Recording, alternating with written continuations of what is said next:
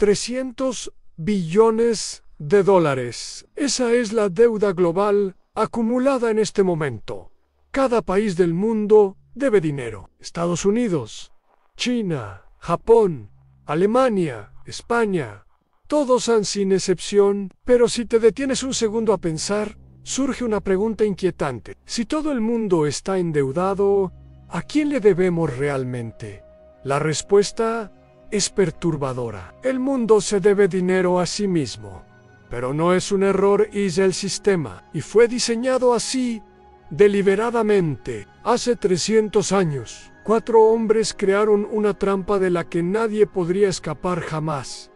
No lo hicieron en secreto, lo hicieron con leyes, con instituciones que aún existen hoy. Lo llamaron progreso. Pero lo que realmente crearon fue el mayor mecanismo de control económico de la historia. Esta es la historia de William Patterson, que hizo la deuda permanente; Nathan Rothschild, que la hizo Global; Ann Pale Morgan, que la hizo infinita; Paul Volcker, que la hizo completamente inescapable. No es una teoría de la conspiración, es historia documentada, y cuando termines de verlo, comprenderás por qué tu gobierno nunca pagará su deuda, porque en realidad no puede hacerlo. Todo comienza en Londres, en 1694. Inglaterra está en bancarrota. Ha gastado fortunas en guerras contra Francia. El rey Guillermo III necesita dinero desesperadamente, pero nadie quiere prestarle más. El reino está al borde del colapso financiero. Entonces aparece William Patterson, banquero escocés, visionario. Le hace al rey una oferta que cambiará el mundo para siempre. Propone crear el Banco de Inglaterra. La operación fundacional es brillante y aterradora a la vez. Patterson y un grupo de inversores prestarán al gobierno 1.200.000 libras. A cambio, recibirán el derecho exclusivo de emitir billetes. Pero aquí viene la clave. El gobierno jamás devolverá ese dinero nunca. Lo que pagará cada año, para siempre, son los intereses. 100.000 libras anuales, financiados con impuestos. Ese es el momento exacto en que la deuda pública deja de ser algo temporal para convertirse en algo permanente, una característica estructural. El gobierno se convierte en un deudor eterno, y los prestamistas en acreedores perpetuos. Antes de Patterson, los reyes pedían dinero y se esperaba que lo devolvieran. Algunos lo hacían, otros quebraban, otros ejecutaban a sus acreedores. Era caótico. Pero Patterson creó algo más elegante, un sistema donde la deuda nunca desaparece, pero tampoco provoca crisis. Se mantiene ahí generando intereses para siempre, y funcionó. Inglaterra ganó sus guerras. Otros países observaron fascinados. Francia copió el modelo en Prusia también. Cuando nació Estados Unidos, Alexander Hamilton defendió el mismo sistema. Decía que una deuda pública perpetua era una bendición, no una maldición. En un siglo, todos los grandes países habían adoptado el modelo de Patterson. La deuda ya no era un problema que resolver, era el fundamento del sistema.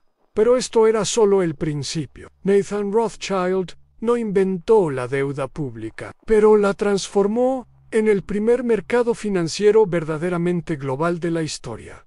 Año 1815 en Europa, desangrada por las guerras napoleónicas. Los gobiernos necesitan cantidades obscenas de dinero. Nathan Rothschild, operando desde Londres, ve la oportunidad. Su familia controla una red de bancos en las principales capitales europeas: a Londres, París, Viena, Frankfurt, Nápoles. 5 hermanos, 5 ciudades, una sola red. Nathan diseña un sistema ingenioso y compra bonos de deuda de varios gobiernos y los revende a inversores de otros países. Un bono inglés termina en Austria.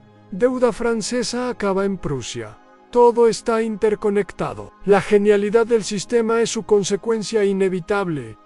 Si un país deja de pagar, no solo se perjudica a sí mismo, perjudica a bancos e inversores de mídia Europa. El impago ya no es un problema local, es una amenaza sistémica, y eso significa que todos tienen interés en evitarlo. Existe una historia sobre la batalla de Waterloo. Se dice que Rothschild recibió la noticia de la victoria británica antes que nadie, gracias a su red de mensajeros.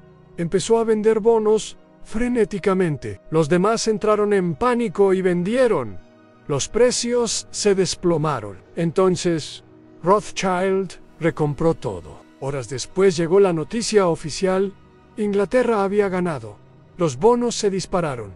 Multiplicó su fortuna en un día. Verdad o leyenda demuestra que Rothschild no solo participaba en el mercado de deuda, lo controlaba, y ese control le daba un poder que ningún rey podía igualar. A finales del siglo XIX, la deuda pública ya no era solo nacional, era una red global donde todos los países estaban conectados.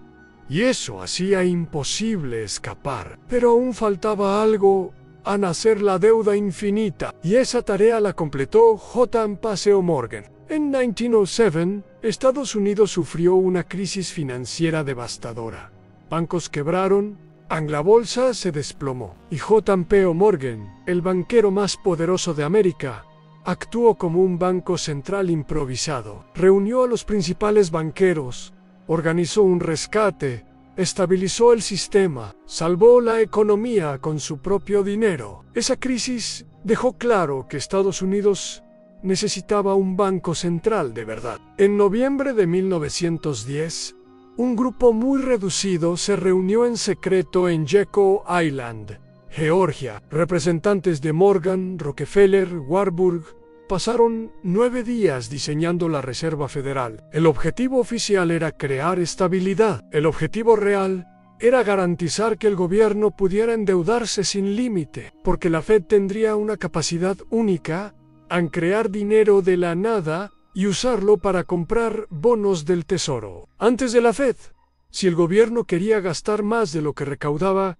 tenía que convencer a bancos privados. Y si no había compradores, no había préstamo. Pero con la Reserva Federal, esa limitación desaparece. La Fed puede comprar deuda directamente, puede monetizarla. En 1913, la Fed se fundó oficialmente. Desde entonces, la deuda pública estadounidense ha crecido de forma casi ininterrumpida, de unos pocos miles de millones en 1913 a más de 35 billones hoy. Sin la Fed, eso sería imposible. Morgan había logrado hacer la deuda infinita. Los gobiernos podían gastar sin límite real, porque siempre habría un comprador de último recurso. Solo faltaba cerrar la puerta definitivamente, y esa tarea recayó en Paul Volcker. Los años 70 fueron caóticos. Inflación desbocada, el dólar perdió su respaldo en oro. En 1979, Volcker fue nombrado presidente de la Fed, con una misión a matar la inflación a cualquier precio. Volcker subió los tipos de interés brutalmente, del 5 al 20% en pocos años. En Estados Unidos provocó recesión, pero en el mundo en desarrollo, el impacto fue apocalíptico. Durante los 70, muchos países de América Latina, África y Asia se habían endeudado masivamente. Aprovecharon el dinero barato para financiar desarrollo, pero casi toda esa deuda estaba en dólares. Cuando Volcker subió los tipos, el coste se multiplicó de la noche a la mañana. México fue el primero en caer. En 1982, declaró que no podía pagar. Luego Brasil, Argentina, Chile, una docena de países al borde del colapso. Y aquí entra el Fondo Monetario Internacional. El FMI ofreció préstamos de emergencia, pero venían con condiciones: austeridad severa, privatizaciones, eliminación de subsidios, apertura de mercados. Los países perdieron control sobre sus políticas económicas. Las decisiones ya no las tomaban sus gobiernos, sino los técnicos del FMI en Washington. La deuda se convirtió en una herramienta de control geopolítico. Si no pagabas, no recibías más crédito. Si no aplicabas las reformas, te quedabas fuera. Y estar fuera significaba la ruina total. Volcker y el FMI cerraron el círculo. La deuda ya no solo era permanente, global y infinita, ahora también era completamente inescapable. Antes de continuar, si este contenido te interesa, suscríbete al canal y deja un comentario contándonos qué otros temas te gustaría que investigáramos. Hoy, la deuda global supera los 300 billones de dólares, casi 4 veces el PIB mundial, y nadie espera que se pague alguna vez.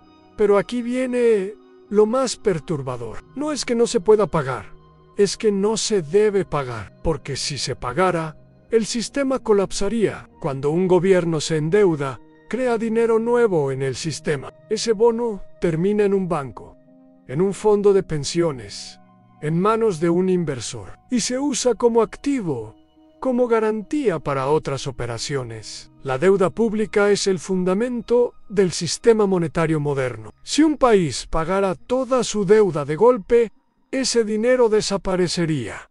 Los bonos dejarían de existir, los bancos perderían sus reservas, los fondos verían evaporarse sus carteras, el crédito se secaría y la economía entraría en depresión devastadora. Por eso la deuda nunca se paga, se renueva, se refinancia, se amplía. La deuda no es un problema que resolver, es el combustible que mantiene la máquina en marcha, pero alguien tiene que pagar los intereses, y ese alguien eres tú, soy John, somos todos. Cada año, los gobiernos pagan billones en intereses. En Estados Unidos, el pago de intereses ya supera el gasto en defensa. En España, Italia, Japón, una parte enorme del presupuesto se dedica solo a pagar intereses.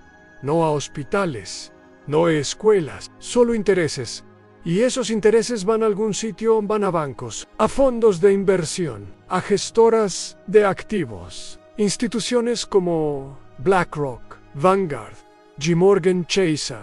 Ellos poseen billones en deuda soberana. Y cada año, tus impuestos se convierten en intereses que terminan en sus balances. Es la mayor transferencia de riqueza de la historia. Constante, invisible, perfectamente legal. Se llama servicio de la deuda. Pero es un impuesto que no votaste, que no puedes rechazar, que pagas sin darte cuenta. Y lo más brillante del sistema es que no se presenta como un robo, se presenta como responsabilidad fiscal, como estabilidad. Cualquiera que proponga no pagar es tachado de irresponsable, de peligroso, porque el sistema se ha vuelto demasiado grande para caer. Si un país grande dejara de pagar, arrastraría a bancos, fondos, otros gobiernos. Provocaría una reacción en cadena que hundiría la economía global. Por eso nadie escapa, porque escapar significaría destruirlo todo. Patterson creó la deuda permanente, Rothschild la hizo global, Morgan la hizo infinita, Volcker la hizo inescapable, y ahora vivimos dentro de su creación. 4 hombres, 4 momentos clave, 4 piezas de una máquina que ahora envuelve al planeta. William Patterson diseñó la deuda permanente. Nathan Rothschild la hizo global e interconectada en paseo. Morgan la hizo infinita con la Fed Paul Volcker y el FMI la hicieron completamente inescapable. No fue un accidente, no fue un error, fue diseño, fue intención, fue construcción deliberada. La deuda no es un fallo del sistema, es el sistema, y los intereses que pagamos no son un coste necesario, son el alquiler, el precio que pagamos por existir dentro de esta estructura. Algunos lo llaman capitalismo, otros modernidad, pero es algo más simple, un mecanismo de extracción, de transferencia constante de riqueza desde los que trabajan hacia los que poseen. Ahora te pregunto, ¿crees que algún país puede salir sin provocar un colapso global? ¿Crees que existe alguna forma de escapar de esta trampa? ¿O estamos condenados a pagar intereses para siempre? Déjanos tu opinión en los comentarios. Y si quieres más documentales sobre dinero, poder y crisis, Suscríbete al canal, porque todavía hay muchas historias por contar. Esto ha sido El Ojo Económico, y esto no ha hecho más que empezar.